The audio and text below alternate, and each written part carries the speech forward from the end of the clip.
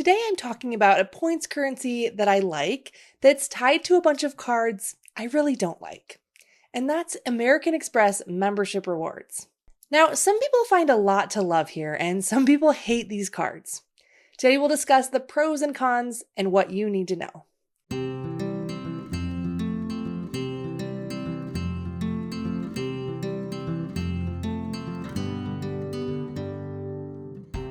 Welcome back to Points for Normal People. I'm Katie, and I believe travel isn't just for the rich. I'm here to share easy-to-follow tips to help you supercharge your travel points so you can pay for entire vacations every year. We're in season 3 of the podcast, and overall, we're talking about how to book U.S. domestic flights with points. And of course, how to do that for the best price. But as I was mapping out the season and thinking about these sweet spots, I realized I hadn't covered American Express cards at all in seasons 1 and 2. And that was intentional because I do think it takes more work to get value from the Amex cards.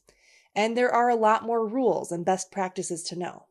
I consider these more intermediate cards. In fact, you won't find any of them in my 3-year plan because I don't think knowing about them is necessary for the whole first 3 years that you're in points. But I've gotten a lot of requests from people who feel like they have a good handle on Chase Ultimate Rewards and even on Venture Miles. And they're looking out at the credit card ecosystems and see that there's a lot of Amex cards and they have a lot of questions. And so today I wanted to give an overview of American Express membership rewards to hit on the major points that you need to know. Earning these points can be really helpful for booking domestic flights, and we're going to walk through those different sweet spots during season 3. I also think that if every single episode of season 3 is just about airlines and routes, it's going to start to feel repetitive for me and you. So we'll mix in some other information like this as it fits. So today we're going to look at the ways to earn American Express membership rewards points, as well as some of the quirks and tricks to the Amex ecosystem. Now, the first way you might guess that I'm going to talk about earning membership rewards quickly is to sign up for a credit card and earn a welcome offer. This will come as no surprise to you if you've listened to any of my podcasts. But you do have to be kind of cautious about the order that you apply for these Amex cards, as well as the offers that you're taking advantage of. Most American Express cards have what we call in the points world lifetime language. This means that the terms for a welcome offer say something like, you're not eligible for this offer if you've had this card before. That's not what we like to see, of course, since we love to get an offer and then get it again in a few years. But it turns out that a lifetime, in the eyes of American Express, is actually just 7 years. 7 years is still a long time, but it's actually not forever. So it's good to know that you could be eligible again for a card eventually. Just wait 7 years. And if there's one thing to know about Amex, it's that nothing is absolute.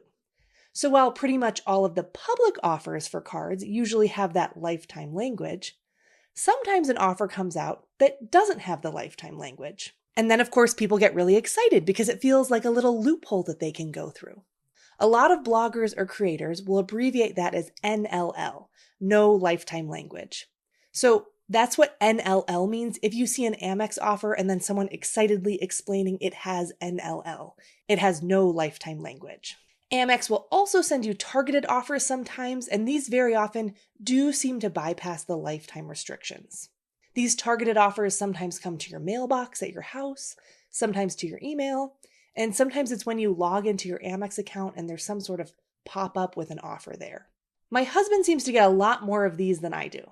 He just got one that we took for a business gold card, which he had had just a few years ago. And then right after that, he got another targeted offer for a business platinum card, which he also had about a year ago. But at the beginning, of course, you don't really have to be worried about lifetime language because you're just opening cards for the first time with Amex. And there's a lot of different cards. What you do have to be worried about, well, not worried per se, as I don't ever want you to worry, but what you want to be aware of is trying to get a great offer. Because Amex plays the most games of any bank I know when it comes to credit card welcome offers. Very generally speaking, personal referral offers and targeted offers will be higher on the Amex membership rewards cards than the public offers. By public offers, I mean the links that are on the Amex website if you just search for them, or affiliate links. It's one of the reasons I actually don't have affiliate links for Amex cards anymore. I found that the affiliate links were almost always a lower offer than other links out there. And since I'm committed to sharing only the best offers, it didn't make sense for me to have to abide by the tedious compliance rules for Amex if I wasn't going to be sharing those worse affiliate offers anyway. As a quick sidebar, when I say tedious compliance rules, it is generally things like with Amex, every time I mention any benefit of a card, I'd have to also say certain phrases like enrollment required or link to rates and fees. And it probably sounds like it isn't a big deal, but when you have a blog with lots of posts and then all of a sudden you need to add a new 2-word disclosure saying enrollment required anytime you mention an Amex benefit, it's really time-consuming to go back and comb through and fix it all. So now I'm free and you're on your own to know that enrollment is required and what the rates and fees are and all that. Although I do still try to include that information on my site because I still want it to be good information. So let's talk about how you can get the best offers for Amex cards. I think your first stop should be my best offers page. On that page, I do my best to compile all the best offers. And for Amex links, I update these a minimum of once per month. And pretty much all of the Amex cards on my page are in the community referral section down at the bottom of that page. Remember when I said that usually the best Amex offers are via personal referral? Again, Amex has made this weird. So if you have any Amex card, you can usually find a refer a friend link where you get extra points if someone signs up for the card with your link. And Amex actually has almost universal referrals, which means if you have any Amex card and send your friend a link, they can open that card or they can usually pick from almost any other Amex card and you could still earn a referral bonus, which is great. No other bank has anything like this. But be aware that sometimes Amex will randomly not give you the ability to refer friends to a card. I haven't found any rhyme or reason to this. It's just one of those weird Amex things. Then sometimes you'll get back the ability to refer people. Then to make it weirder, there is zero standardization. So let's say Micah and I both have an Amex Gold card. Neither of us do, but let's pretend. It is totally possible and common that Micah could log into his account and find his refer a friend link and send it to a friend, and it would say that his friend can earn 60,000 points by signing up. And then I might log into my Amex account and find my refer a friend link and send it to my friend. And it might say that my friend can earn 90,000 points by signing up. Because the offers can be that different. But here's where it gets weirder, even with the same card. So let's say Micah's friend opens that link on their laptop and they see a 60,000 point offer. But then they might open the same link in a different browser, like in Chrome or Edge, and now the offer shows 90,000 for them. And then they might open it from their phone and it might show 100,000 points. Amex is truly wild and unpredictable when it comes to these offers. This is important to know because you want to get the best possible offer. So with Amex, you want to try to open those offer links in a few different browsers and from a phone and a computer and in incognito to see if you find any variation. Now, on my website, I only post links that should show up every time for every person. Because sometimes there are certain people that Amex actually gives a confirmed high link to. So right now on my blog, we have 100,000 point Amex Gold offers on there that should show for everyone who clicks on them. But this is even more important if your friend sends you a link. Make sure you're trying that link in different ways. And I mentioned this before, but it's worth repeating that this is primarily for the Amex membership rewards cards. For Amex co-branded cards, those are airline and hotel cards like Marriott, Delta, Hilton. Those cards are usually the same offers everywhere. Affiliate links, refer a friend, or public links. Those are usually all the same. If you're wondering how you can get your Amex link on my blog, I send out a call for community referrals the first Saturday of every month in my newsletter. It's a Google form that you log on to. Then we test all the links that are sent in to make sure they are right and that they show up for the offer that we want to see the highest offer. Then my web developer adds them to my site using a randomizer code where, let's say I have 10 Amex Gold links. Every time someone clicks the Amex Gold card on that page, it will randomly go to one of the 10 links. So that way it spreads it all out fairly. Every month we have to delete a lot of links that are sent in because they aren't showing up as the offer I requested, or because people add in more text than just the link. So just make sure you follow the directions that are on the top of that form. But see what I mean about Amex being more intermediate? It's just a lot of little caveats and a lot of background info. We haven't even gotten to specific cards yet. But now that we've talked about the background info and how to get a great offer, let's talk about the cards.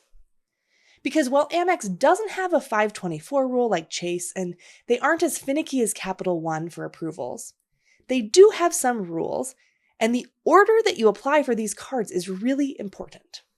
There are 3 personal cards that earn Amex membership rewards, and 4 business cards. And thank goodness they actually have very similar names, so it's somewhat easy to track them here. They also have checking accounts that earn membership rewards, so we'll get to those too. Now, the business cards don't have any particular order you need to apply for the cards in, so that's easy. You can apply for them in any order. Now, an order might get added later. The personal cards didn't have a specific order until very recently. But for now, the business cards you can apply for in any order. So let's talk about the order for the personal cards. In order from annual fee, from lowest to highest, the cards that we have for personal cards are the green, the gold, and the platinum. If you want to get all 3 welcome bonuses, you need to apply for them from lowest to highest annual fee. You need to apply for the green, then follow with the gold, and then finally the platinum. Because the green card, for instance, has language that says you can't get the bonus on a green card if you've previously earned a bonus on a platinum or a gold card. I guess they figure if you've had the fancy ones, you don't deserve to go back to the basic ones and still get a bonus. I don't know. Some people might choose to skip the green card anyway, since the offer is usually lower. And of course, in the scheme of things, you're also balancing your 524 slots and whether this makes sense to take up one for this card. There's not a perfect strategy here, but usually people would start with the green or the gold card. Some people really love their Amex Gold and Platinum cards, but personally, I find them really annoying. A lot of people refer to them as giant, expensive coupon books, which I think is accurate. Like right now, the gold card has a $325 annual fee. But then every month you get a $7 Dunkin' Donuts credit and a $10 a month credit for Grubhub, Cheesecake Factory, or Five Guys, and a $100 a year credit for dining via Resy. Of course, these credits add up to theoretical value, but the fact that they're monthly credits just makes it an effort to manage, in my opinion. The Platinum card is even worse. It has even more credits to manage. I'm not going to dive into the specifics of these cards on this episode and how to eke value out of them. It is possible to do, and maybe someday I will dedicate an entire episode just to these cards. But for now, it's most important for you to understand that there is an application order. Start with the lower annual fees and move higher for the personal cards. For the business cards, you can open them in any order, but they tend to have really high spend requirements, so you need to time that when you have a really high spend coming. Then, because almost all of these cards have really high annual fees, it's important to have a game plan for how you're going to keep your points alive if you don't want to keep paying the annual fee, and especially if you haven't used your points yet. Maybe you'll love the Amex coupon book cards, and maybe you won't. Either way, I think it's good to have a game plan. And with the green, gold, platinum cards, both on the personal and the business side, there are no options where you can downgrade to a no annual fee card and keep your points. You can downgrade to the green card, but that's as low as you can go. And frankly, I'm baffled that the green card has a $150 annual fee when I cannot figure out what the true value there is. So usually, at least 10 months into your first Amex card, you might want to be thinking about your strategy to keep your points alive. Unlike Chase and Capital One, you can't combine your Amex membership rewards across your household. So every person in a family needs their own plan. Here's a few options. One would be to just open the next higher card. If you opened a green, open a gold. If you opened a gold, get the platinum. You could also open a business card if you opened a personal card, or vice versa. But essentially, you're staggering the Amex cards that you're opening by about 10 months. You could do 11 months. Now, this can go on for a long time since there's 8 of these cards total between the business and the personal side. You can open them even more frequently than 10 to 11 months, but that's just about the longest you'd want to do if you're trying to keep your points alive and kind of roll from one card into the next. Related to this strategy would be to open the Blue Business Plus card. Now, the Blue Business Plus card has no annual fee, but does earn membership rewards. Make sure to look for this and not the Blue Business Cash card. Some people get a decent targeted offer on this card for 45,000 points, but usually the offer is low, like 15,000 points. It's okay, in my opinion, to take a low offer on this card just to keep your points alive with no annual fee. Another option is that sometimes Amex will offer you an upgrade offer. So if you have a gold card, they might offer you to upgrade to a platinum and earn 100,000 points. But you have to tread cautiously here, because if you take the upgrade offer, you're no longer eligible to earn a new card member offer on the platinum. But maybe you'd rather upgrade so you don't take a 524 slot. It's really going to come down to what you want to do. Another option for keeping your points alive is pretty unique to Amex. And this is opening an Amex checking account that earns membership rewards points. There are business and personal checking accounts that do this. And frankly, I think this is a great option, but there's one caveat which I'll explain in a minute. The business account often has a bonus of around 30,000 points if you do a few qualifying activities. Like right now you need to deposit $5,000 and keep it in there for a few months and then make 5 transactions. It's pretty easy to do for 30,000 points if you have the cash to move over. The personal checking account doesn't usually have a bonus, but both the business and personal checking accounts have no minimum balance and no monthly fees, so they're really easy to keep open. And they do allow you to keep your membership rewards points alive. Now, the one caveat here is that for some reason, if you only have a checking account, you won't have every single transfer partner. You still have a good number of them, but not all of them. Still, this is an easy way, again, to keep your points alive. If you get a credit card again later, you'd have all of the transfer options once again. Amex actually makes it really easy for you when you're earning membership rewards because they're going to put all your membership rewards into a big pot in your account. You don't even need to actually physically combine them yourself. They're just going to group them all together for you. And then the last option for keeping your points alive would be to ask for a retention offer on the card you already have. Amex is all over the place with retention offers, but sometimes you might get a very generous offer to keep your card open, like a big annual fee discount or a bunch of points. It just depends on whatever offer their algorithm spits out for you. You can ask for retention offers via chat when you're logged into your Amex account. I just start a chat and say, "I'm thinking of canceling my card. Do you have any retention offers?" You can be that direct. And even when they give you an offer, you should ask, "Is there any other offer?" Because there might be another one. You can ask this even after you've had the card just 10 months. And then you can ask it again at 11 months. And then you can ask again right after your annual fee posts. Now, sometimes retention offers will change between those 3 times that you're asking.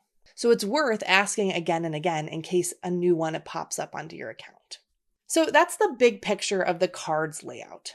For a quick review, most Amex cards will have lifetime language restrictions on the bonuses, but there are sometimes targeted links that don't. The personal cards, you have to apply from lowest to highest annual fee if you want to get all the bonuses. And then you'll want to make sure you have an exit strategy to keep your points alive if you don't want to keep your card that has a high annual fee long term. One more thing that Amex does is that sometimes, even if you have never applied for a card, you might go to apply and get a pop-up that says something like, "Due to your history with Amex, you aren't eligible for this welcome offer." People often refer to this as pop-up jail. If it happens for you with one Amex card, it might happen for you with others as well. So it feels like you're in jail because you can't get approved for Amex cards due to this pop-up. Now, a plus here is that once you have one Amex card, Amex doesn't generally check your credit report when you're applying for another card. So you won't have any hard pull on your credit report, even if you get that pop-up. So you can try a bunch of Amex cards. if you want to see if you can get approved for another one after you get your first pop-up.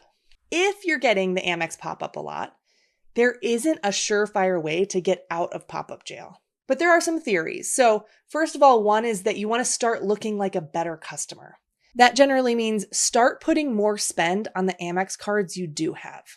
The next thing that people do is to try to find targeted Amex offers. Look in your email, look in your mailbox, look when you log in. These targeted offers are more likely to be approved.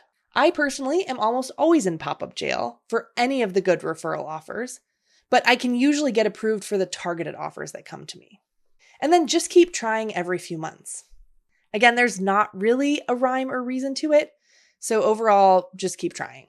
Once you have a card, here are the main ways you're going to keep earning points beyond that initial welcome bonus.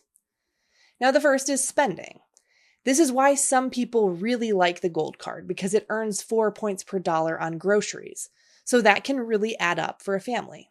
Every card has different bonus earning categories, so I'm not going to go over them right now. This episode will be long enough as it is. But that is an area that you could choose to focus on and maximize. Next, you might be able to get referral bonuses, especially with friends and family. You never want to self-refer, but you can refer a spouse or a child or a parent, anyone or a friend. And because you can generally refer from your Amex card to any Amex card, there's a lot of options for referring a friend or a spouse or a child or a parent. You'll also want to watch each month to see what your offers are, to see if you can submit them to our community referral page. Again, that form goes out the first Saturday of every month in my newsletter. Amex also sends out other offers to earn more points fairly regularly by doing things like adding authorized users or employee cards. You can even earn points sometimes for enrolling in pay over time. I recommend enrolling, but not using pay over time since you want to avoid the interest fees. But those are things that you can be watching for because more than other banks, Amex sends those targeted offers for bonus earning opportunities. Like every bank these days, Amex also has a whole set of card offers that you can opt in for that are constantly changing. These are when you log into the Amex app or the site. Some of the Amex offers are cashback offers, and some will earn you more membership rewards points. I talked about in season 1 how I use card pointers to automatically add my offers to my cards every time I sign into Amex or Chase via a computer to my account. So that's a way you can automate adding those offers on if you choose to. You can also just browse them because sometimes there's some that you wouldn't necessarily think about. In previous episodes, we talked about how Chase has Ultimate Reward Shopping and American Airlines has A-Advantage e-shopping, which both can help you earn more Ultimate Rewards or American Miles. Once you have an American Express membership rewards card or checking account, you can do this same thing with Rakuten. So Rakuten is another one of these shopping portals where you can earn cash back on your online purchases. To earn cash back, all you have to do is sign up for an account and then click through a Rakuten link via their website or the browser extension or the app before making a purchase at one of their participating stores. But if you have an American Express credit card that earns membership rewards, you can actually opt to earn points instead of cash back. You don't have to make that online purchase with your Amex card to get those points. These are going to be bonus points on top of whatever you're using for your credit card. You'll still see earning rates on Rakuten in terms of cash back, but you're basically receiving membership rewards points at a 1-to-1 ratio. So 1% cash back will be the same as 1 point per dollar. 5% cash back will be 5 points per dollar. And then points are deposited into your American Express account quarterly. If you've been listening to this podcast, you know I'm not a fan of complication or lots of effort. And what I find super annoying about Rakuten is that the cash back rates or the earning rates are constantly changing. It might be 2% one day and 15% the next day. But just like with the American shopping portal or Chase Shopping, if you do a lot of online shopping, this can really pay off. If you want to maximize this, you can. If this piques your interest and you want to dive into Rakuten, the best thing to do at first, I think, is just spend a little time on the website and look at all of the stores on there to see which ones are stores that you actually shop at. That will help you focus in on what deals are relevant to you. Most of the stores are pretty static. It's just the earning rates that change all the time. Then what I've done to automate it is I signed up for a tracking site called TrackRack. I started with the free subscription, which gives you one alert, but then later I moved up to paid as I was testing it. And I just set up alerts for the few stores I actually shop at. So I have it set to tell me when PetSmart is at 15% cashback. And when I get that alert, I buy a bunch of cat litter.